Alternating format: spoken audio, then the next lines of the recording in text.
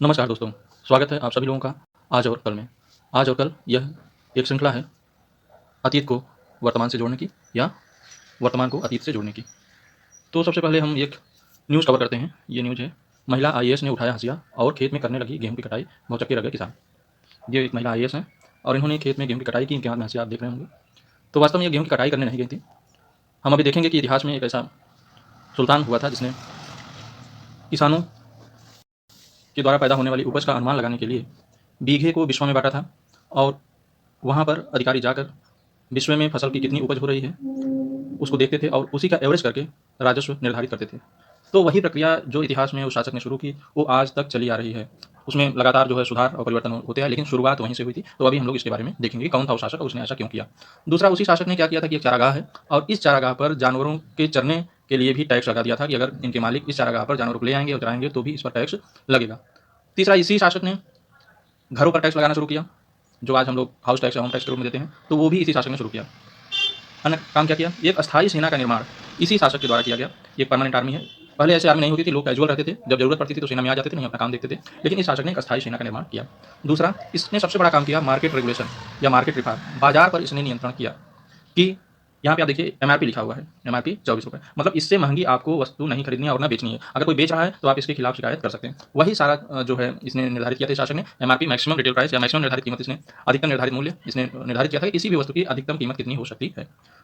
तो ये शासक आप देखिए, आप पहचान जाएंगे, ये है। आप हो सकता है पहचान गए हों। शासक का नाम क्या है, पहचान रहे हो तो, अलाउद्दीन खिलजी। ये भी अलाउद्दीन खिलजी है, ये भी अलाउद्दीन खिलजी है और ये भी अलाउद्दीन खिलजी और ये राजा रतन सिंह और ये रानी पद्मावती। तो आप अब समझ गए होंगे कि मैं अभी किस शासक की बात कर रहा था या करने वाला हूँ। तो दोस्तों आज हम लोग पढ़ेंगे इतिहास में खिलजी वंश। खिलजी वंश में इसको अब हम, ये एक पेज की मेरी नोट्स है, इसी में खिलजी वंश के बारे में सारी चीज़ बताया गया है, लिखा गया है। इसको मैं जूम करके आपको समझाने की कोशिश करूँगा और मैं कोशिश करूँगा कि आपको अभी काफ़ी चीज़ें समझ में आ जाएँ, ताकि दोबारा आप कभी इस नोट्स को खोलें तो आप जब भी देखें तो आपको चीज़ें याद हो जाएँ। तो सबसे पहले देखिए, खिलजी वंश में आपको याद क्या करना है, जैम। जैम जो है JAM, जैम। 2014 के बाद मोदी जी ने ये शब्द को बहुत पॉपुलर किया, जैम, जनधन आधार और मोबाइल। तो यहाँ पे हम जनधन आधार मोबाइल की ना बात करके खिलजी वंश से सीधा याद करेंगे। जे से जलालुद्दीन खिलजी, ए से अलाउद्दीन खिलजी, एम से हम तो कहेंगे कि आप मलिक काफूर याद करिए, और अगर आपको ये याद करना है कि अलाउद्दीन खिलजी की बात करूँ तो आप मुबारक शाह याद कर सकते हैं। तो दोस्तों सबसे पहले बात कर लेते हैं जलालुद्दीन खिलजी की। ये 70 वर्ष की आयु में शासक बना। ये तुर्क गुलाम, ये अभिजात वर्ग से था, अमीर था ये। उसके बाद जो इसने मुख्य काम जो इसके समय में हुआ कि मंगोलों ने चारों तरफ से घेरा तो लेकिन हमला नहीं किया और बिना हमला किए ही लौट गए। तो ये इसके लिए बहुत ही सकारात्मक बिंदु रहा कि मंगोल इसके ऊपर हमला नहीं किए। और इसी के समय इसका भतीजा या दामाद अलाउद्दीन खिलजी को इलाहाबाद और कड़ा का शासक नियुक्त किया गया था। और अलाउद्दीन खिलजी ने इसी के समय 1292 ईस्वी में मालवा पर अधिकार किया और 1295 ईस्वी में देवगिरी पर हमला किया। देवगिरी जो है दक्कन का एक राज्य था, जहाँ पे यादव वंश के रामचंद्र देव थे।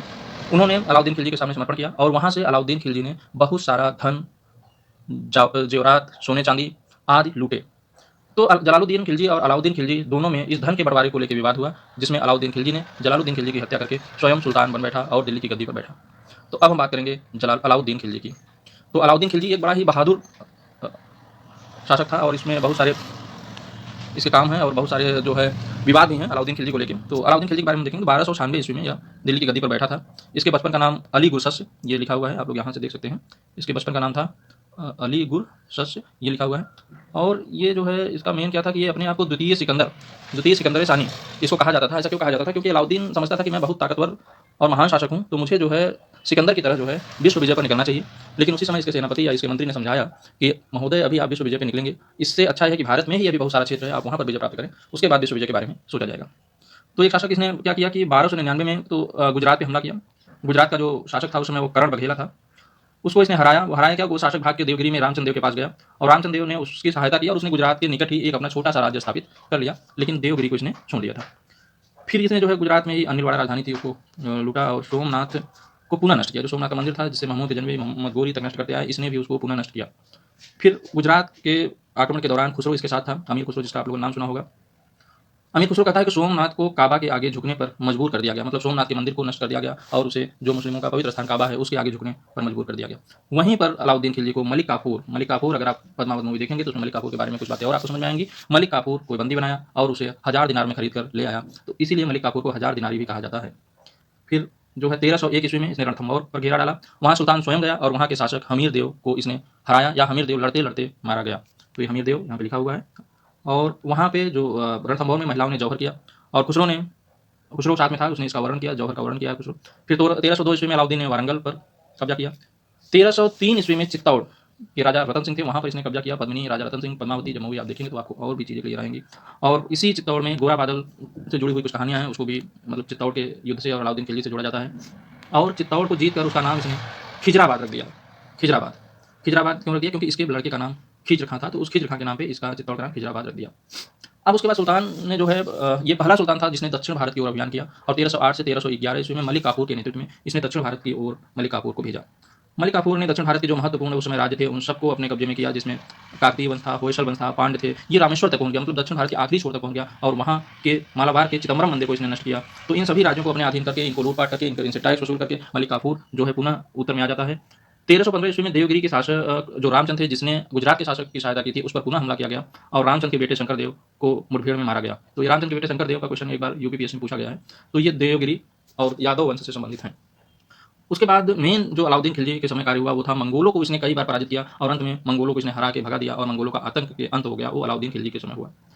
अब अलाउद्दीन खिलजी की कुछ बातें और हम लोग देखते हैं। आर्थिक नीतियाँ, जो भी अभी हम आपको दिखा रहे थे कि ये कायस हैं और हंसिया लेकर चली गई खेत में गेहूँ काटने, तो वो उस खबर के पीछे ये है कि उनको वहाँ की उपज कितनी हो रही है उसका अनुमान लगाने के लिए एक सरकारी मतलब प्रक्रिया के तहत तो गई थी, लेकिन न्यूज़ में जो है उसको थोड़ा घुमा फिरा के उसको प्रस्तुत किया गया है। तो भूमि कर देखिए, आर्थिक नीति में इसका सबसे जो पहली नीति थी, इसने राजस्व जो है, राजस्व प्राप्त करने के लिए राजकीय आय हमको अधिक प्राप्त हो।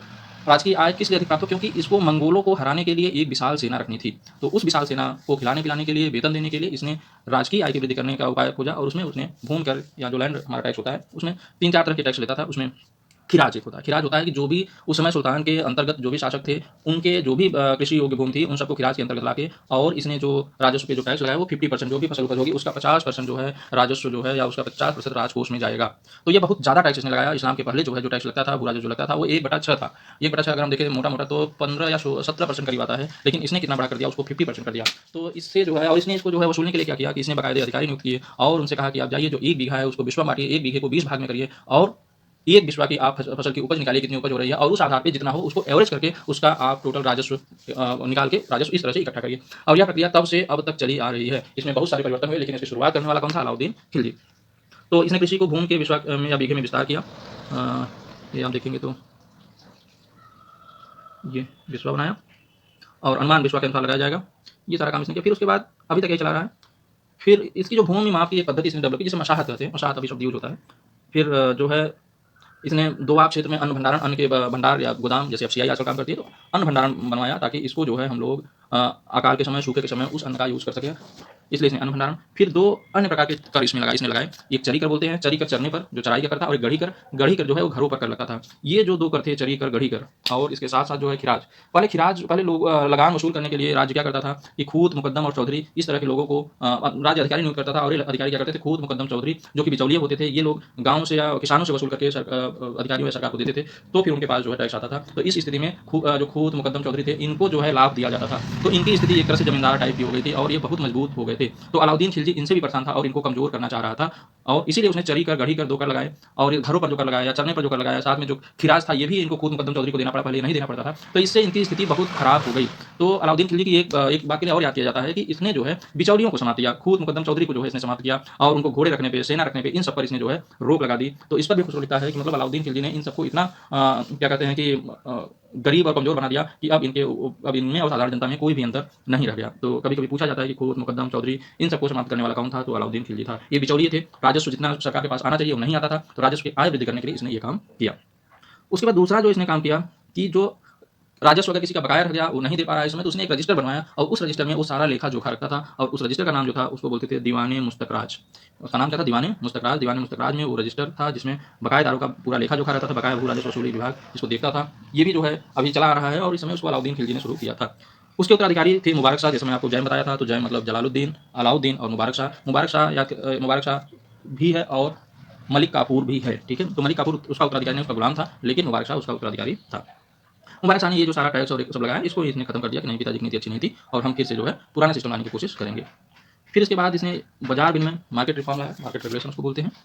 इसमें इसको मेन जो लाने के पीछे जो मुख्य उद्देश्य था बाजार सुधार या बाजार रेगुलेशन, मार्केट रेगुलेशन जो लाने का, ये तो एक था कि हम अन्न का भंडारण करें ताकि हमारा विषम परिस्थितियों में हमारे पास खाने की कमी ना हो। दूसरा ये था कि कम आय पर विशाल सेना रखना।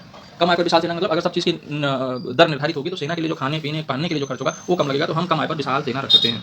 तो बाजार विनिमय में, बाजार रेगुलेशन में, मार्केट रेगुलेशन में इसने क्या किया कि सबसे पहले मैक्सिमम रिटेल प्राइस सभी वस्तुओं का निर्धारित किया और पूरे राज्य में सभी वस्तुओं का एक दाम होगा कि अगर यह चीज़ इस दाम की है तो पूरे राज्य में उसी दाम पर बिकेगी। तो मैक्सिमम रिटेल प्राइस होगा। जैसे आजकल आप किसी भी पैकेट पर देखते हैं तो उसमें एमआरपी लिखी रहती है, तो वही उस समय इसने अलाउद्दीन खिलजी ने शुरुआत की थी, अधिकतम मूल्य निर्धारित इसने किया था। फिर दूसरा इसने क्या किया था, विभिन्न मंडियों की स्थापना की थी। जैसे आज मंडी है तो इसकी स्थापना किसके समय में हुई थी, अलाउद्दीन खिलजी के समय में। क्या क्या किया इसने, गल्ला मंडी बनाया, अनाज मंडी जिसको बोलते हैं, इसका प्रमुख जो था उसको बोला जाता है शहनाई मंडी। शहनाई मंडी इसका प्रमुख था। उसके बाद इसने एक मंडी और बनाई जिसका नाम था सराय अदल। वस्त्र के बाजार इसमें रहते थे और जनरल सारी सामान इसमें रहते थे सराय अदल में, और जो हमारा एक तरह से कह सकते हैं जनरल स्टोर जहाँ पे आपको मिल जाती, तो सराय अदल में था। फिर घोड़े बताशों का बाजार अलग लगता था। तो 2-3 तरह के इसके बाजार थे, मंडियाँ लगती थी अलग अलग जगह, और इन सबको निगरानी करने के लिए इसने दीवाने रियासत विभाग बनाया। ये दीवाने रियासत विभाग जो है इन सभी मार्केट पे निगरानी करता था। उसके साथ ही इसने जो है शहनाई मंडी बनाया, और जो है एक गुप्तचर विभाग, शहनाई मंडी ये एक अधिकारी होता था और उसके अंडर में जो है गुप्तचर होते थे जो पता करते थे कि कहाँ कहीं जमाखोरी तो नहीं हो रही है, ऐसा तो नहीं कि कोई व्यापारी जो है जमा कर ले रहा है उसको मार्केट में नहीं ला रहा है, या कोई ऐसा तो नहीं बहुत ज़्यादा खरीद ले रहा है। राज्य के पास सभी व्यापारियों की सूची होती थी कि कौन कौन से व्यापारी हैं और उनको कौन सी वस्तु कितनी मात्रा में बेचनी है, ये भी सब उनके पास रहता था कि ये फलाना व्यापारी है, इसके पास गेहूँ है तो यह 20 कुंटल गेहूँ जो है मतलब मार्केट में ले आएगा, ऐसा नहीं कि ना ले आए। तो सभी की सूची रहती थी, सभी को निश्चित मात्रा में वस्तुएं लानी रहती थी। ठीक। उसके बाद अगर कोई इसके बाजार रेगुलेशन पे अगर कोई उसको जो है अवहेलना करता था तो उसके लिए बहुत कड़ी सजा होती थी, जेल भेज दिया जाता था, या कोई कम तौलता था उसका उतना मांस निकाल लिया जाता था, ऐसा माना जाता है या ऐसा होता रहा होगा, उसमें कोई दो राय नहीं है। तो बाजार में ये सारा काम इसने किया। एक तरह देखा जाए तो पीडीएस सिस्टम जो सार्वजनिक वितरण प्रणाली है, क्योंकि ये सारा चीज़ें खरीदते हुए लोगों में उसको डिस्ट्रीब्यूट करने का काम जैसे आज सरकार कोटा के माध्यम से करती है, 5 किलो अनाज 5 किलो ये, तो वो सारा जो है पीडीएस सिस्टम की शुरुआत भी जो है अलाउद्दीन खिलजी ने किया था। उसके बाद एक अस्थायी सेना का विकास करना था और इसीलिए इसने सारे काम भी किए। अस्थायी सेना का मैंने बताया क्यों करना था, क्योंकि मंगोलों से लड़ने के लिए इसे एक अस्थायी सेना चाहिए थी। तो ये दिल्ली सल्तनत ये पहला सुल्तान था जिसने अस्थायी सेना रखी और उनके संगठन पे, उनके साज सज्जा पे, उनके अनुशासन पे, सब पर इसने काम किया। सैनिकों को जो है नगद वेतन देने वाला यह पहला सुल्तान था। दाग और हुलिया, दाग जो है घोड़ों को दाग के उनकी पहचान एक शासकीय चिन्ह रहता था जिससे घोड़ों को दागा जाता था, यहाँ ये सेना के घोड़े हैं और उसी के काम आएंगे। हुलिया जो सैनिक रहते थे उनका एक पहचान पत्र होता था कि ये सेना है ये और ये इनका पहचान पत्र है, कोई अन्य उसमें शामिल हो जाए या ये कहीं और भाग के कोई दूसरा रूप न बदलें। तो दाग और हुलिया की प्रथा इसने शुरू की। खम्स एक जो है कर था, ये क्या होता था, जैसे युद्ध में जो भी लूटा गया सामान है, जो भी माल है, उसका 1/5 जो है सैनिक रखते थे और 4/5 जो है राज्य रखते थे।